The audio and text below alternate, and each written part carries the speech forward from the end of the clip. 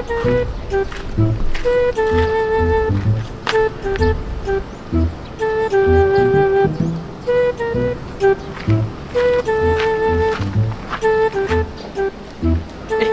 Lim, banyaknya duit Ustaz. Awal lagi Ustaz baru tengah bulan ni. Alah, duit ni tadi saya jumpa dekat tempat parking. Adalah buat lebih sikit bulan ni, boleh buat belanja. Tak boleh Ustaz. Kita tak tahu sumber duit tu haram ke, halal ke. Duit tu dah jatuh syubhah Ustaz.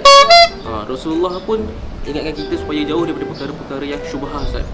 Habis tu duit ni banyak-banyak, saya nak bagi pada siapa? Nak letak pada siapa? Nak sumbang pada siapa duit ni? Assalamualaikum warahmatullahi wabarakatuh. Tuan-tuan puan-puan yang dirahmati Allah Subhanahu wa taala. Mungkin persoalan syubhah ataupun persoalan harta yang jarang disebut, kita tak memahami sepenuhnya. Jadi saya nak ambil kesempatan seperti mana persoalan tadi, kita jumpa duit, kita jumpa harta, emas ke apa, adakah itu dikira wang syubhah ataupun harta syubhah? Maka tuan-tuan rahmat Allah SWT, kita perlu melihat kepada hukum. Yang pertama, kita ada hukum wang ataupun harta syubhah. Yang kedua, kita ada hukum wang ataupun harta luqatah. Luqatah tu apa dia? Kita jumpa, tuan-tuan. Dan dia ada hukum wang yang dicuri dan sebagainya. Diambil tanpa pengetahuan tuan dia. Di sini saya nak sebut, syubhah bermaksud harta yang kita tak tahu halal haram. Contoh dalam kita bekerja, mungkin dalam kerja kita ada perkara-perkara haram yang perlu dibuat, dan kita dapat gaji. Begitu juga kita dapat sumber-sumber duit. Contohnya seorang yang suka berjudi, transfer kat kita 100,000. Kita pun duk tengok, dia ni duk judi, dia ni duk tikam ekor, duit ni daripada mana? Kita tak tahu dia hasil dia daripada yang halal atau haram. Itu namanya syubhah. Dan satu lagi, hasil yang haram. Hasil haram terus. Maknanya seseorang itu dia berjudi, dia menang. Dia tikam ekor, dia menang. Dapat duit juta. Itu dia panggil duit haram. Yang ketiga, kita jumpa. Jumpa di mana-mana, tersepak tengah jalan. Tu dia duit seketui. Itu dia panggil luqatah, duit jumpa. Ataupun seorang itu di masa lampau dia mencuri hak orang. Dia ambil duit orang 1,000 ke, dia curi gelang emas ke dan sebagainya, dan dia dah nak bertaubat, nak pulangkan balik. Itu pun satu hukum. Ataupun dia pinjam duit orang.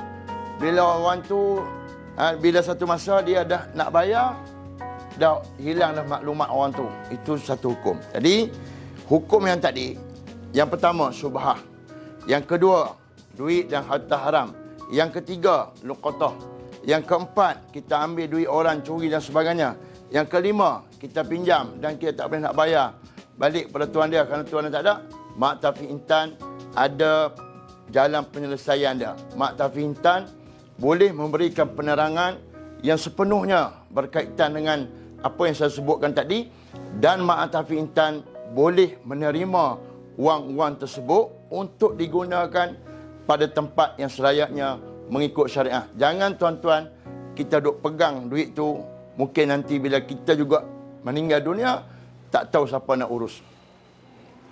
Kita dah buat Mak Tafiz. Mak Tafiz ni baca Quran, sembahyang, orang yang baik-baik.